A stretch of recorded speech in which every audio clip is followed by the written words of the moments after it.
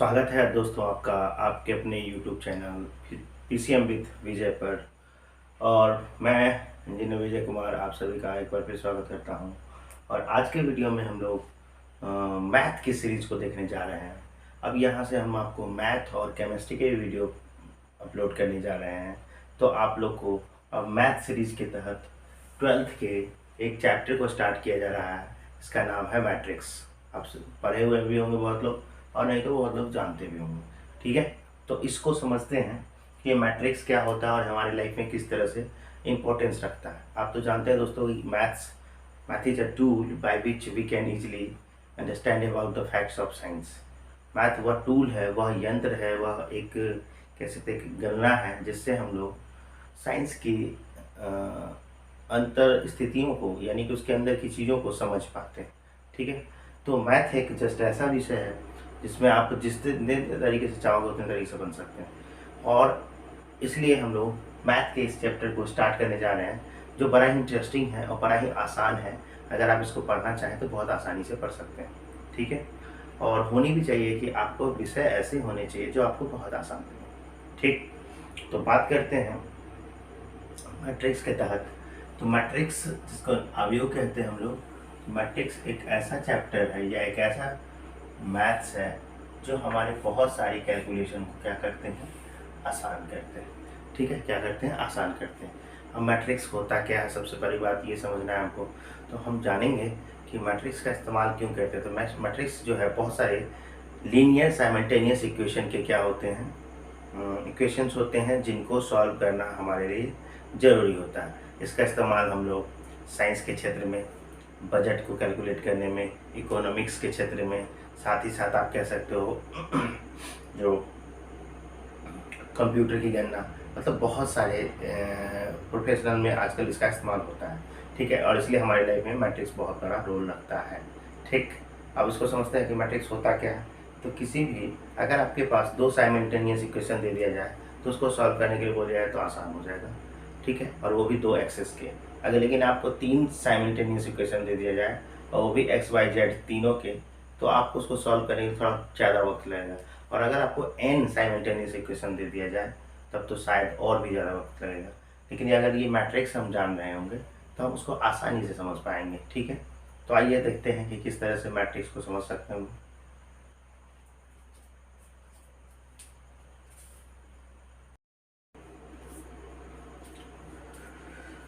तो जैसा कि हमने देखा फ्रेंड्स, हमने आपको बताया कि अगर आपको दो साइमल्टेनियस इक्वेशन दे दिया जाए, यानी दो रैखिक समीकरण दे दिया जाए एक्स वाई के दो ही एक्सिस के टर्म में, तो आप इसको इजीली कैलकुलेट कर देंगे। यानी आप एक्स को कट करा लेंगे, वाई की वैल्यू निकालेंगे, फिर किसी एक इक्वेशन में वाई की वैल्यू पुट कर देंगे, आपको आंसर आ जाएगा। ठीक है, लेकिन अगर सपोज दैट, सोच लीजिए आप कि आपको तीन एक्सिस में, मतलब कि एक्स वाई और जेड के साथ तीन इक्वेशन दे दिया जाए और फिर इसको थोड़ा सॉल्व करने के लिए कहा जाए, तो ये थोड़ा हमारे लिए और टाइम लगेगा, मतलब कि थोड़ा टाइम कंज्यूमिंग हो जाएगा। और अगर इसी में मान लीजिए कि आपके पास n एक्सेस के अगर क्या दे दिए जाए, इक्वेशंस दे दिए जाए, तब आपको सॉल्व करना और कठिन हो जाएगा। इसलिए हमने कहा कि मैट्रिक्स से हम लोग अधिकांश कैलकुलेशन को बहुत इजीली कैलकुलेट कर सकते हैं। ठीक, अब आइए हम समझते हैं कि मैट्रिक्स होता क्या है। मैट्रिक्स यानी कि अवयव क्या होता है। ठीक है, तो आप कह सकते हैं कि मैट्रिक्स जो है एक आयताकार, आयताकार का मतलब रेक्टेंगुलर भी बोलते हैं इसको। ठीक है, एक आयताकार रेक्टेंगुलर अंकों या फंक्शन का, अंकों या फंक्शन, जैसे कि इसमें देख सकते हैं आप 2 5 3 1, इसमें देख सकते हैं 2 + i 0 5 3 1 2, और यहाँ देख सकते हैं 1 + x x³ 3 cos x sin x या tan x। ठीक है, तो अभी होता क्या है, मैट्रिक्स होता क्या है, it is a rectangular array of number of functions.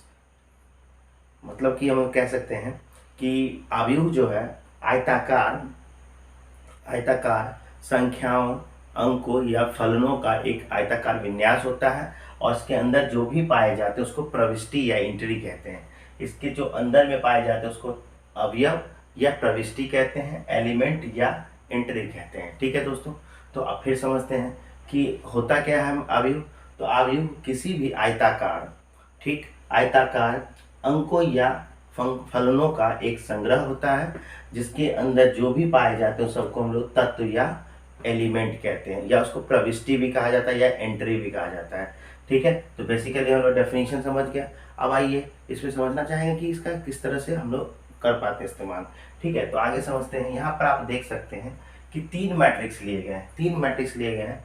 इसमें आपको एक दिख रहा होगा मैट्रिक्स ए बराबर स्क्वायर ब्रैकेट 2 5 3 1, इसको रेक्टेंगुलर एरे कहते हैं हम लोग। एक बी मैट्रिक्स लिया गया है जिसमें है 2 प्लस आई, आई क्या है यहाँ पर आयोटा, 2 प्लस आई 0 5, यहाँ देख सकते हो 3 1 और 2। ठीक, और फिर यहाँ पर आते हैं सी मैट्रिक्स, तो यहाँ पर 1 प्लस एक्स एक्स क्यूब 3, यहाँ cos x sin x plus 2 and 10x। ठीक है, तो आप देख सकते हैं फंक्शन भी हो सकता है, यानी किसी मैट्रिक्स के अंदर का जो एलिमेंट होगा वो फंक्शन भी हो सकता है, कोई संख्या भी हो सकती है, कोई काल्पनिक और रियल दोनों संख्याएं हो सकती हैं। यहाँ पर आयोटा क्या है, इमेजिनरी नंबर है, 0 क्या है, रियल नंबर है। ठीक है, तो अब समझ में आया होगा हम लोग को कि देखिए कठिन क्या होता है कि मैट्रिक्स क्यों हम लोग लाए। मैट्रिक्स इसलिए लाया गया कि जहाँ पर कोई बड़ी कंपनी है, फैक्ट्री है, वहाँ पर बहुत सारे मजदूर वर्कर्स काम करते हैं, उनकी कैटेगरी अलग अलग होती है, कोई ग्रुप डी की काम करते हैं, कोई ग्रुप ए की करते हैं, तो उनके लिए अलग अलग सैलरी का डिजाइन करना पड़ता है। तो इसके लिए हम लोग को एक कॉम्प्लेक्सिटी बढ़ जाती है, उसको कैलकुलेट करना, उसको सैलरी डिस्ट्रीब्यूट करना। इसके लिए हम लोगों ने एक नया मैथ लाया जिसका नाम है मैट्रिक्स या अवयव। ठीक, तो अवयव क्या होता है, अवयव एक आयताकार क्या होता है, क्रम विन्यास होता है जिसके अंदर अंक या फलन हो सकते हैं। ठीक, और इसके प्रत्येक अंदर के जो अंदर में रखे जाते हैं उनको हम लोग तत्व या आप कह सकते हैं अवयव, या आप उसको प्रविष्टि कह सकते हैं। ठीक है, matrix is an rectangular array in which number और फंक्शन कैन एग्जिस्ट, जिसके अंदर रह सकते हैं। दूसरी बात, all numbers and functions are called element और एंट्री। ठीक है, अब आ जाते हैं इसका नाम कैसे रखते हैं। तो मैट्रिक्स का जो नेमिंग करी जाती है दोस्तों, मैट्रिक्स की जो नेमिंग करी जाती है वो कैपिटल लेटर, ठीक है, तो अल्फाबेट के कैपिटल लेटर ABCD के कैपिटल लेटर से करते हैं हम लोग। ठीक है, जैसे कि आप यहाँ पर एग्जाम्पल्स देख भी रहे होंगे, यहाँ पर आपने एग्जाम्पल देखा भी कि मैट्रिक्स ए है, ये मैट्रिक्स बी है, ये मैट्रिक्स सी है, आपको चौथा मैट्रिक्स होगा तो डी मान लीजिए। तो आप कैपिटल लेटर्स जो होते हैं अल्फाबेट के, उससे किसी मैट्रिक्स को क्या कर सकते हैं, नाम को लिख सकते हैं। ठीक है, चलिए यहाँ हम ये समझे कि why we are using matrix. Matrix को हम लोग किसी भी कैलकुलेशन जो टफ हो जाते हैं उसको आसान करने के लिए करते हैं। दूसरी बात, मैट्रिक्स होता क्या है, तो एक आयताकार क्रम विन्यास होता है जिसके अंदर एलिमेंट या प्रविष्टि रखी जाती है, एंट्री रखी जाती है। अब बात कर रहे हैं कि इसका नोटेशन क्या होता है, तो इसकी नेमिंग जो करी जाती है मैट्रिक्स की वो capital letter of alphabet, capital letter of alphabet, यानी अंग्रेजी वर्णमाला के बड़े अक्षरों द्वारा इसको हम लोग सूचित करते हैं। ठीक है, अब आते हैं सबसे इम्पोर्टेंट चीज कि मैट्रिक्स के लिए ऑर्डर ऑफ मैट्रिक्स क्या होता है, ऑर्डर ऑफ मैट्रिक्स। ठीक है, अब ऑर्डर ऑफ मैट्रिक्स को समझना है, जिसको हम लोग कहते हैं अवयव की कोटि। क्या कहते हैं, अवयव की कोटि। ठीक, तो इसके लिए हम लोग को समझना पहले ये होगा कि आप गौर करिएगा, यहाँ पर देख सकते हैं इस तरफ की रेखा को हम लोग कहते हैं क्षैतिज रेखाएं। ठीक है, इधर की रेखाओं को बोलते हैं क्षैतिज रेखाएं और इधर की रेखाओं को बोलते हैं ऊर्ध्वाधर रेखाएं। ठीक है, ये ऊपर की ओर हो गया कि ये ऊर्ध्वाधर रेखाएं या इसको स्तंभ भी कहते हैं। ठीक, जबकि ये इधर की रेखाओं को क्षैतिज रेखाएं या पंक्ति कहते हैं। ठीक है, तो बात करी जाए तो इसमें एक पंक्ति और ये दूसरी पंक्ति। ठीक, इसको लोग R1 यानी कि रो 1 और इसको रो 2 भी कहते हैं। ठीक, जबकि ये कॉलम है, स्तंभ को क्या कहते हैं इंग्लिश में, कॉलम, इसको लोग C1 कॉलम 1 और कॉलम 2 भी कह सकते हैं। ठीक है, तो यहाँ पर एक बात उठती है कि ऑर्डर ऑफ मैट्रिक्स क्या होता है। ठीक है, यहाँ पर भी देखा जाए तो अब देख लो इस क्षैतिज डायरेक्शन में कितने हैं पंक्ति, तो पंक्ति की संख्या 2 है, इसको R1 कहेंगे तो इसको R2 कहेंगे। लेकिन अगर देखा जाए कॉलम की संख्या, तो यहाँ पर कॉलम की संख्या 3 है। कितनी है, 3 है। कॉलम किसको कहेंगे, तो देखिए ऊर्ध्वाधर रेखा या स्तंभ उसको कॉलम कहते हैं, क्षैतिज रेखा या पंक्ति इसको रो कहते हैं। ठीक है, तो यहाँ पर देखा जाए तो यहाँ पर 3 स्तंभ है, C1 C2 और C3। ठीक, जबकि पंक्ति की बात करी जाए तो R1 और R2 है। ठीक है, अब आ जाते हैं इस C मैट्रिक्स में। C मैट्रिक्स में भी देखा जाए तो आपके 2 हैं, नीचे से ऊपर, ऊपर से नीचे भी ले सकते हैं। तो चलिए ये रहा R1 यानी रो 1 और ये रो 2, जबकि ये है C1, C2 और C3, C1, C2 और C3। तो कहने का ये मतलब हुआ कि अब हम ऑर्डर ऑफ मैट्रिक्स क्या समझेंगे। ठीक है, तो ऑर्डर ऑफ मैट्रिक्स को समझते हैं हम लोग कि मैट्रिक्स का ऑर्डर क्या होता है। इसको हम लोग कोटि भी कहते हैं। क्या कहते हैं? आव्यूह की कोटि। ठीक है, तो आप समझ लो आव्यूह की कोटि को बहुत आसान है समझना। जैसे कि मैं यहाँ करूँ बात, इस मैट्रिक्स ए के लिए, इस मैट्रिक्स ए के लिए देखा जाए तो अगर हम इसको दिखाएं तो अभी हम पहले ये लिख सकते हैं कि समझने के लिए m इंटू एन। कोई मैट्रिक्स है, कोई मैट्रिक्स आपका ए है, कोई मैट्रिक्स आपका ए है जिसके अंदर उसका एलिमेंट है ए आई जे, ठीक है, m इंटू एन। तो यहाँ पर जो है ऑर्डर ऑफ मैट्रिक्स या अवयव की कोटि जो होती है वो m गुना n होती है। लेकिन ये mn हुआ क्या, ये mn आया कहाँ से? ठीक है, तो चलिए इसको समझते हैं हम लोग कि ये mn आया कहाँ से और ये mn होता क्या है। ठीक है, तो सबसे दूसरा बात जो था डेफिनीशन के बाद, बेसिक डेफिनीशन के बाद अगर क्या आया समझ में हमको कि ऑर्डर ऑफ मैट्रिक्स क्या होता है। ठीक है, तो यहाँ पर हम लोग देखेंगे कि अब ऑर्डर ऑफ मैट्रिक्स, ये तीनों मैट्रिक्स के क्या होंगे ऑर्डर। ठीक, तो आइए समझते हैं। आप देखें तो इस मैट्रिक्स के लिए सबसे पहले हम लोग रो लिखते हैं। रो की संख्या देखिए एक और ये दो, तो दो और गुने कॉलम की संख्या भी कितनी है? दो।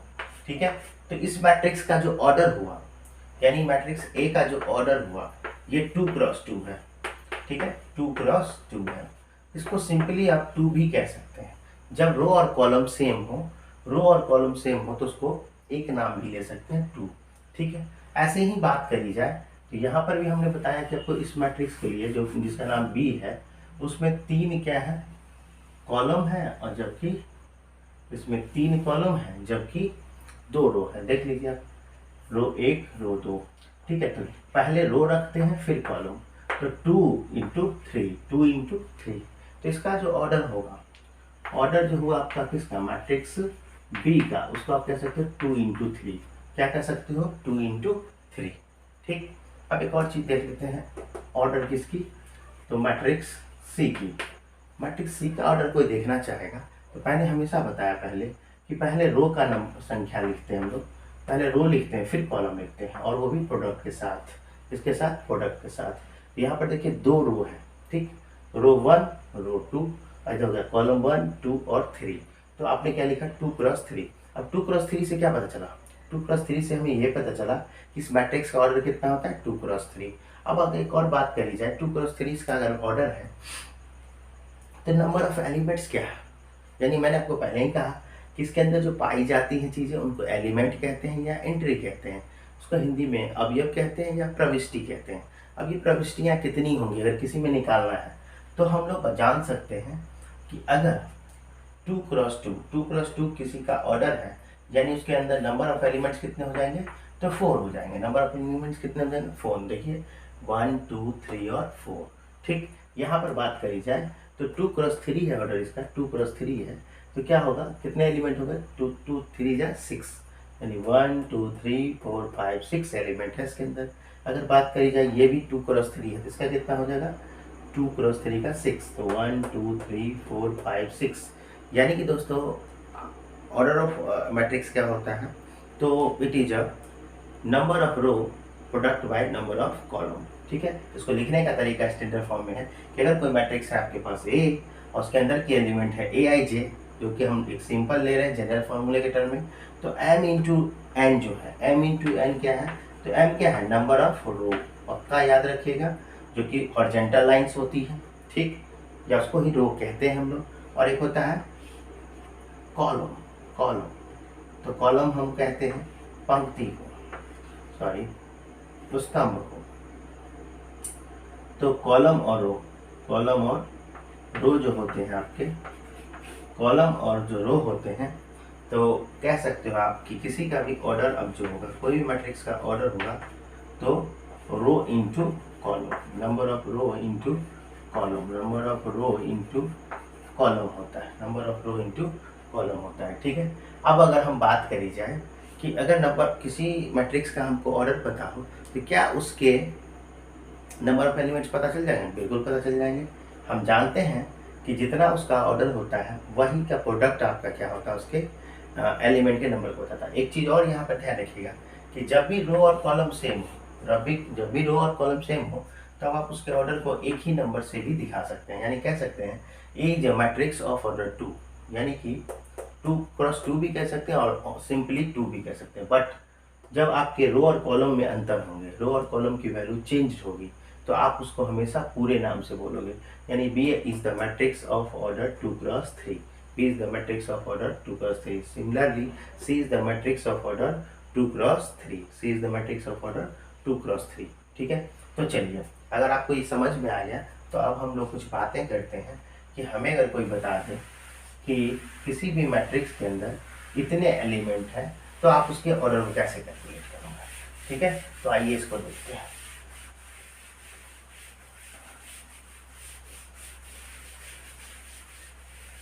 ओके,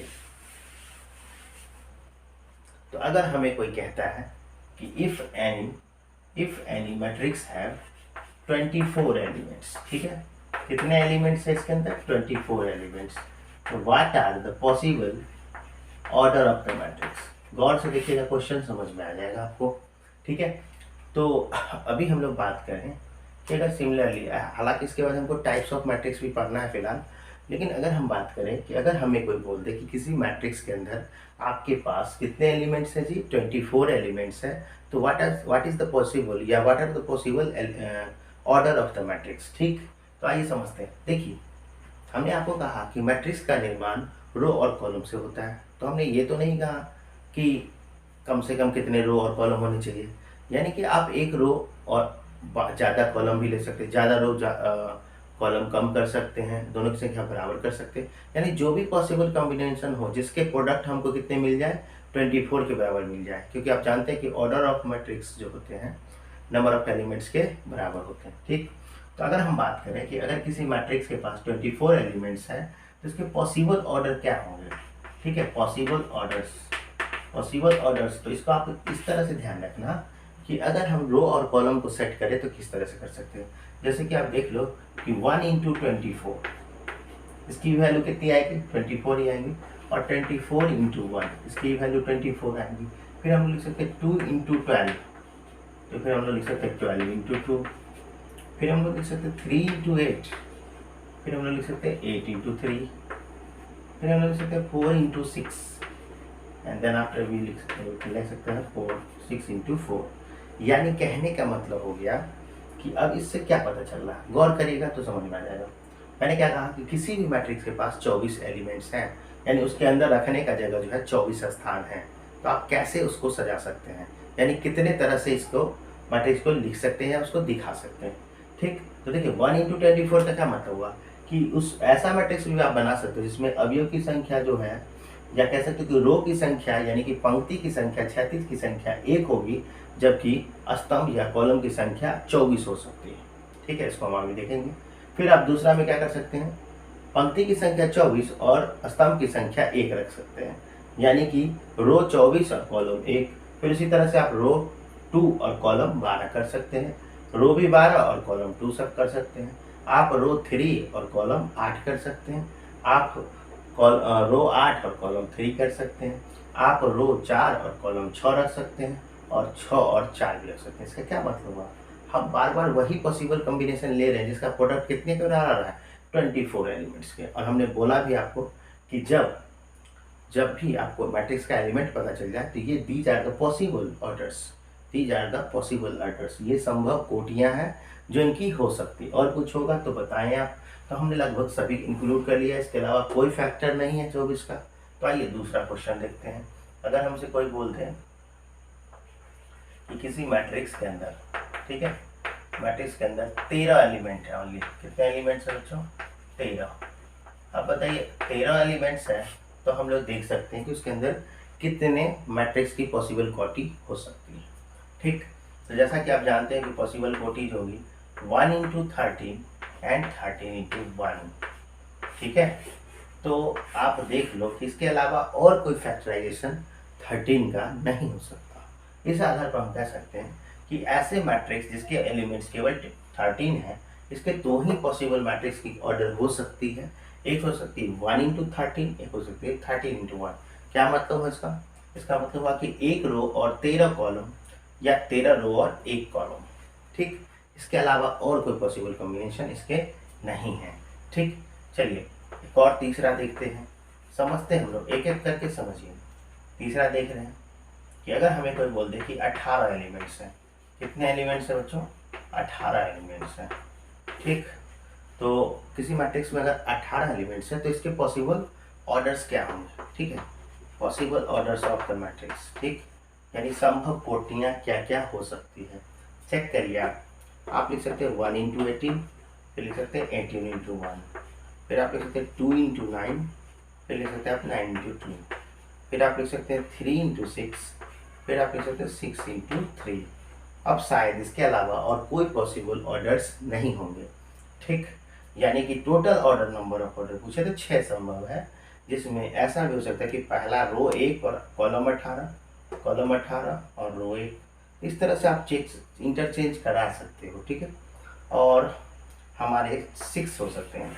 तो आशा करते हैं कि आप लोग को मैट्रिक्स, फिर उसके किस तरह से हम मैट्रिक्स को रखते हैं, तो हम लोग मैट्रिक्स को एक रेक्टेंगुलर एरे में रख सकते हैं। कुछ लोग कहेंगे रेक्टेंगुलर, तो देखिए आप इस तरह से भी रख सकते हैं, ये रहा, इसके अंदर भी रख सकते हैं एंट्री को, या एक मैट्रिक्स का संकेत ऐसे भी होता है। ठीक है, तो इस तरह से भी रख सकते हैं, जैसे कि मैं मान लो 2 4 3 और 4 6, और यहाँ पर रख सकते हैं 1 2 और 3 4। ये भी एक तरीका है मैट्रिक्स को रखने का, इसको भी रख सकते हैं। और इसका नाम किससे करते हैं? अंग्रेजी वर्णमाला के कैपिटल लेटर से करते हैं, अंग्रेजी अक्षर के बड़े अक्षरों से किया जाता है इसका नामकरण। ठीक, उसके अंदर जो चीज़ें होती हैं उसको क्या करते हैं? एलिमेंट या एंट्री।